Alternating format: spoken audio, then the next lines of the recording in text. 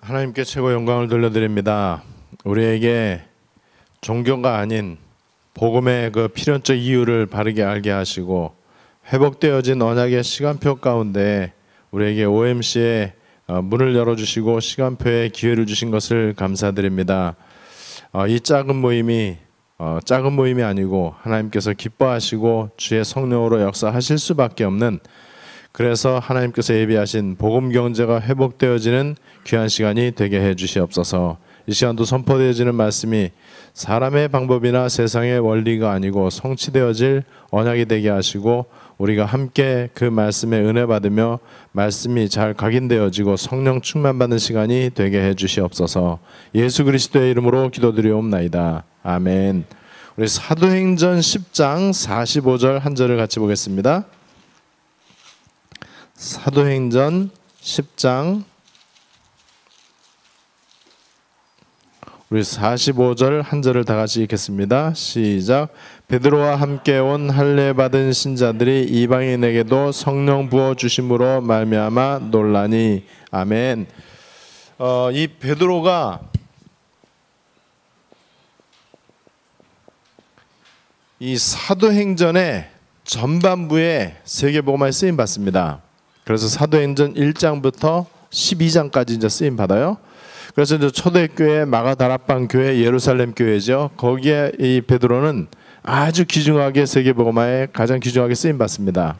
그러나 사도행전 12장 넘어가면서부터는 베드로에 대한 얘기가 한마디도 나오질 않습니다.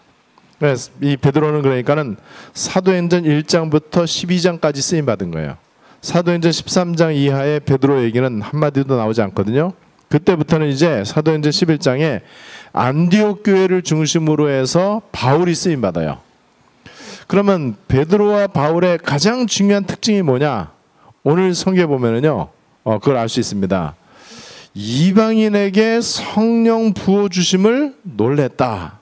그리고 어느 날 이제 베드로, 오늘 성경 본문에 보니까는요, 베드로가 환상을, 기도 가운데 저 환상을 보는데 이 구약 성경 레위기에 나와 있는 부정한 짐승들이 있단 말이에요. 그래서 하나님이 얘기한 거예요. 그거 잡아먹어라. 그랬더니 베드로가 하나님을 가르치려고 그래요. 뭐라고 얘기하죠? 나는 율법에 기록된 부정한 짐승을 나는 먹은 적이 없다. 그때 하나님이 뭐라 그러죠? 내가 정하다 한 것을 네가 부정하다 하지 마라. 먹어라. 그게 바로 뭐냐면은 이방인에 대한 하나님의 메시지였어요. 여전히 이 베드로 중심에는요, 이방인 그러면 부정한 것들, 그 다음에 이 짐승 취급을 했어요. 그리고 유대인만 선민이고 하나님 앞에 구원받는다. 근데 실제 하나님의 소원은 뭐죠? 이방 선교거든요. 하나님의 소원은 이방 선교고 하나님의 소원은 세계복음화예요. 그런데 베드로가 그 마인드가 안 돼 있는 거예요. 하나님이 환상 가운데 보여주셨는데 그것 때문에 이제 막 다툼이 막 일어나고 막 이런단 말이에요. 그래서 예루살렘 총회가 사도행전 15장에 열리는데 여기에서도 역시 이방인에게 할례 준 걸 갖고 막 사람들이 왈가왈부한단 말이죠. 이게 결국에는 그릇이고 이제 마인드란 말이에요. 그래서 여러분들이 지금 아주 중요한 부분을 좀 생각을 해야 되는데,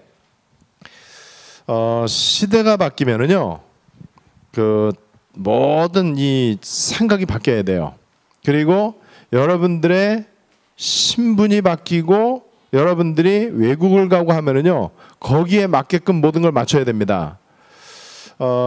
제가 보니까는 우리 한국 축구가, 홍명보호가 전 세계 월드컵 그 참석하는 그 32개 팀의 흐름을 잘 모르는 것 같아요. 그리고 이 얼마나 우리 실력이 얼마나 없고 다른 데 실력이 얼마나 센지에 대해서 별로 그게 어떤 이 뭐 큰 어떤 문제의식이 좀 잘 없었던 것 같아요. 흐름을 잘 봐야 되는데, 그래서 제가 그 우리 성도들에게 또 우리 렘넌트들에게 꼭 얘기하고 싶은 게 뭐냐면은요, 그 전문 용어로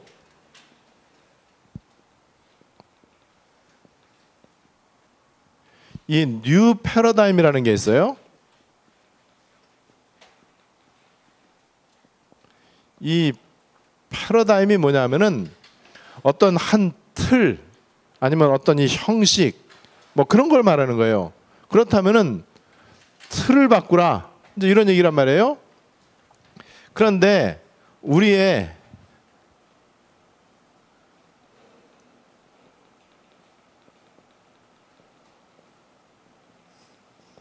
잘못 각인되어 있는 옛 체질이 있을 거 아니겠습니까? 그게 여러분 제일 중요한 게 일단 불신앙, 그 다음에 이제 종교는 크게 말하면은 신비, 율법, 기복 이거란 말이에요. 요게 이제 잘못 각인되어 있는 거예요. 그러면 각인되어 있다 이 말은요, 각인되어 있는 거기에서 모든 게 나와요. 그러니까는 이 옛날 패러다임은 뭐냐면요, 요 속에서 자꾸 사람들이 말을 하는 거예요. 이게 옛날 올드 패러다임이란 말이에요.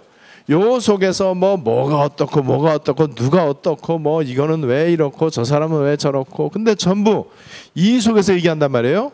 그러다 보니까는 여기에는 이 불신앙과 종교에는 하나님이 역사하실 수가 없단 말이에요. 그럼 이게 바로 뭐냐 하면은 그 사람의 이 마인드라고 하는 거예요. 이 그 사람의 어떤 이 중심이고 그 사람의 어떤 이 수준이거든요. 이게 좀처럼 바뀌지를 않는 거예요.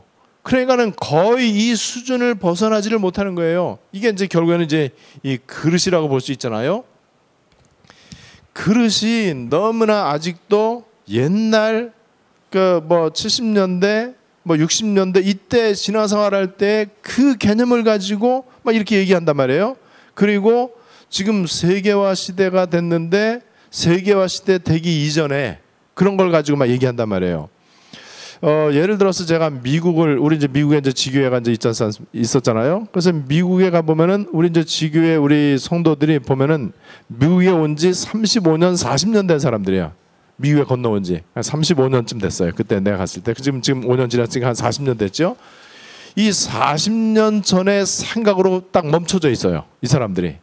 그래갖고 40년 전이면 한국이 되게 못 살 때잖아요. 되게 수준 떨어지고 못 살고 그다음에 지저분하고 질서 없고 교육 수준도 낮고 경제 수준도 낮고 막 이럴 때란 말이에요.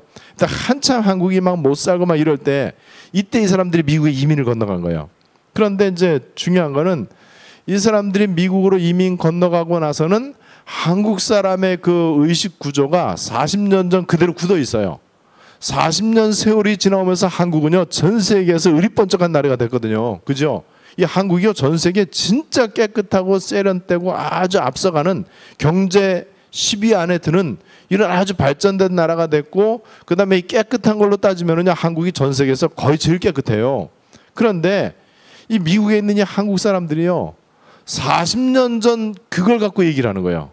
그래갖고 우리가 이제 미국 가잖아요. 그럼 우리를 되게 불쌍하게 본다니까요. 여전히 그 뉴스를 통해서 한국이 잘 산다는 거 알고는 있는데 이 사람들의 속은 안 그런 거예요. 이 사람들의 이 마인드는 그렇지를 못해요. 그래서 심지어는요, 거기 그 집사들, 권사들 이런 사람들 보면은요, 옷을 입어도 여기 어깨에 뽕 있는 거라고 그러잖아요. 이게 불쑥 그걸 입는다니까요. 지금도 그거 우리 옛날 70년대 있던 거, 70년대 아줌마들이 입던 거거든요.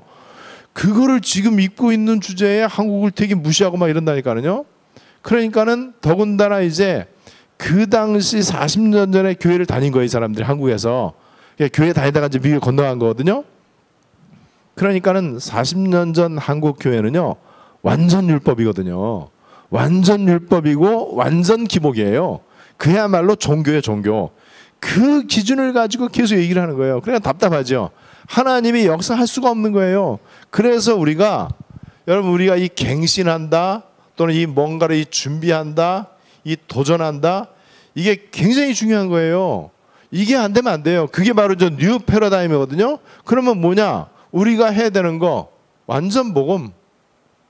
완전 복음이 지금 회복됐는데 어느 정도로 회복됐냐면요, 로마서 16장 25절로 27절 여기 보면은 영세전부터 감추었던 것이다. 그 다음에 골로새 1장 26절에 보니까는요, 만세와 만대로부터. 그 다음에 골로새 2장 2절에 보면은 하나님의 비밀 그리스도. 그 다음에 고린도전서 4장 1절에 보니까는 하나님의 비밀을 맡은 자. 자, 요게요. 영세전부터 딱 감추어져 있었고 만세와 만대로부터 감추어져 있었던 하나님의 비밀인데 그 하나님의 비밀인 그리스도 그랬어요. 그리스도. 우리가 요 하나님의 비밀을 맡은 자예요. 그러면 여기에 걸맞게 해야 된단 말이에요. 예를 들어서 여러분들이 아프리카를 가면은 굳이 뭐 양복 입고 넥타이 매고 그럴 필요 없어요. 그런데 여러분들이 아주 이 수준 높은 5성급 호텔에서 장관을 만나거나 아니면 아주 이 중요한 외교 사절을 만날 때는요, 최대한 정장으로 예의를 갖춰야 되잖아요. 우리가 청와대 갈 때 그냥 아무렇게나 청바지 입고 갈 수는 없잖아요. 왜냐하면은 이걸 맞춰야 되거든요. 그 상황에 맞게끔 해야 돼요. 그래서 지금 완전 복음이 회복됐고 그 다음에 성경적 전도가 회복이 됐고요. 이제는 아주 이 중요한 이 시간표가 됐단 말이에요. 어느 정도의 시간표냐? 세계복음화를 우리 살아생전 당대에 할 수도 있는 시간표가 지금 온 거예요. 그렇다면은 여기에 맞게끔 우리가 말도 하고 처신도 하고 그 다음에 행동도 취하고 이렇게 해야 돼요. 그렇지 않고 옛날 방식을 고집을 한다든지 옛날 어떤 종교 율법 속에 있을 때 그 마인드를 가지고는 안 돼요. 자, 그렇다면은 우리가 이 부분에 대해서 우리 OMC에 대해서도 여러분들이 이 부분을 좀 잘 알아야 됩니다. 분명히 이 땅에 흑암 경제가 있어요. 창세기 1장 2절에 흑암과 혼돈과 공허, 이것이 지금 실제로 이 경제 배후에도 이제 역사한단 말이에요. 흑암 경제가 있고 분명히 지금 영적 사실들이 있단 말이에요. 분명히 마귀가 역사하고 하나님이 돕는 천사들을 통해서 일을 하시고 하나님께서 이 성령으로 역사하신단 말이에요. 자, 그리고 하나님께서 이 시대에 세계복음화가 하나님의 계획이 맞다면요, 분명히 여기에는 이명경제가 있습니다. 이걸 갖다가 우리는 복음경제다 이렇게 얘기할 수 있단 말이에요. 분명히 이게 있는 거예요. 이 부분이 있다면은 여기에 맞게끔 우리가 계속해서 이제 준비를 해야 돼요. 준비하고 갱신하고 도전하고 이렇게 이제 해야 됩니다. 자, 오늘 우리 그 말씀은요, 국방 전문인 내부 전략.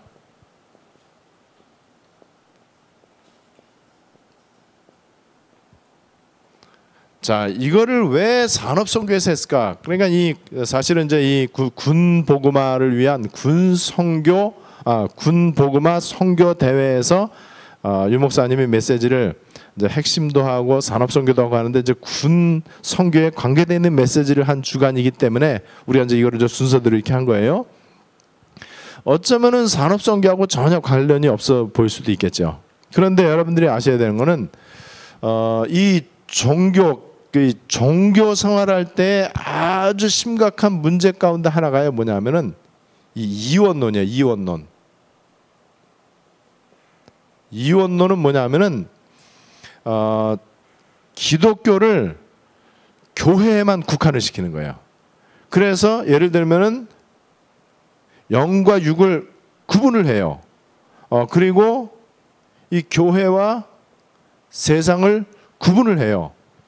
이런 경우가 이제 굉장히 많아요.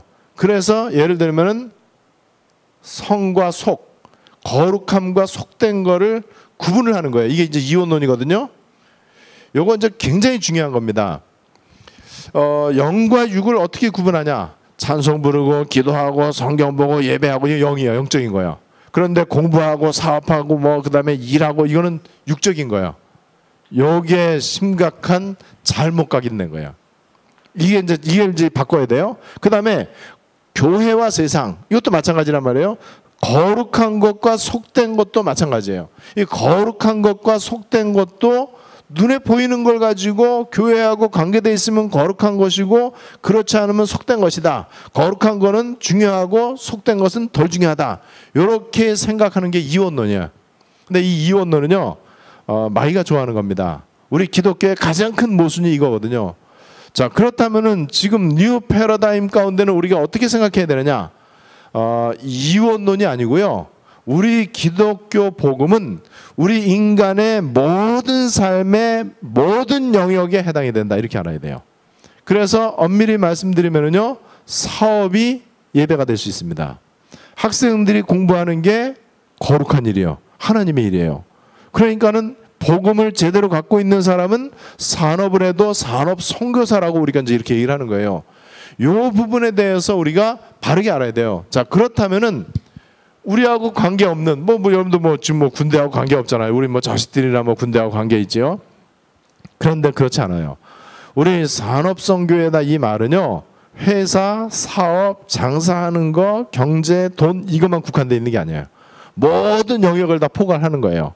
그래서 우리는 이 복음은요, 지금 우리 다락방 운동은 전 세계 구석구석 모든 분야에 안 들어간 데가 없어요. 예를 들어서 유광수 목사님이 메시지를 하는데, 유 목사님은 방위 출신이거든요. 방위 출신인데 별자리가 꼼짝을 못해. 유 목사님은 의학 지식이 있는 사람이 아닌데 의학 메시지를 해. 그죠? 과학자들에게 메시지를 해. 대학생 메시지 해. 청년 메시지 하지요. 그 다음에 공단 메시지 하지. 치유 메시지 하지. 모든 메시지가, 지구상의 모든 분야에 들어가는 메시지가 그분 한 분을 통해서 나와요. 이게 복음이에요, 복음. 그래서 복음은 어느 한쪽에 치우치지 않는다. 자, 그렇다면은 어쩌면 우리하고 관계없는 것처럼 보일지 모르지만은 국방 전문인 내부 전략 가운데 이 사도행전에 나오는 고넬료라고 하는 사람이 훌륭한 군인이고, 실제로 성경에 시대마다 쓰임받았던 위대한 일꾼들은 군인이 되게 많아요. 그래서 다윗도 백전백승한 군인이죠. 이런 군인들이 많단 말이죠. 나기수의 권속, 이제 좀 뒤에 보면 나오는데 이 사람도 이제 군인 출신이란 말이에요. 그래서 여기에 보면은 고넬료가 기도하고 베드로가 기도를 했어요. 고넬료는 로마의 백부장 군인입니다.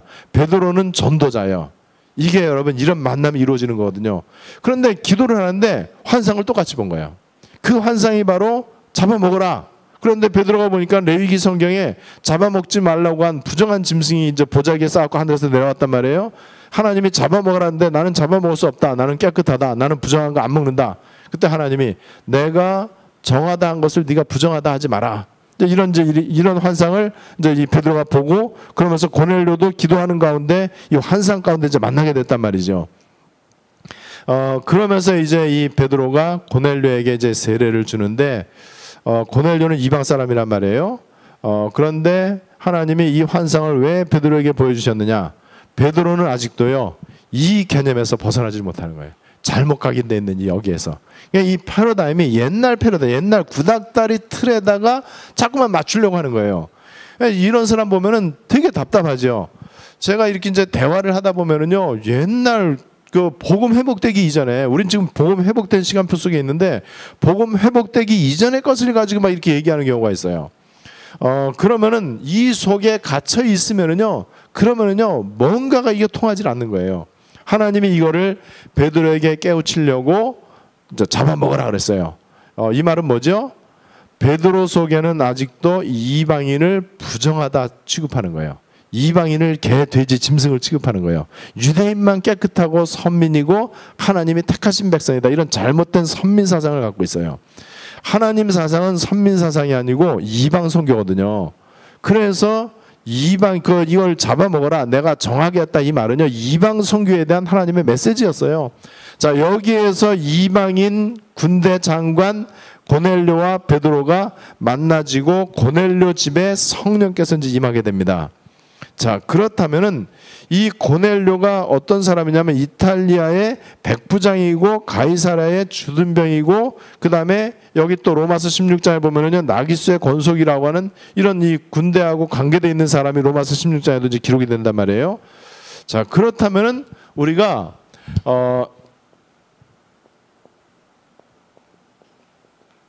영적으로 소통이 되는데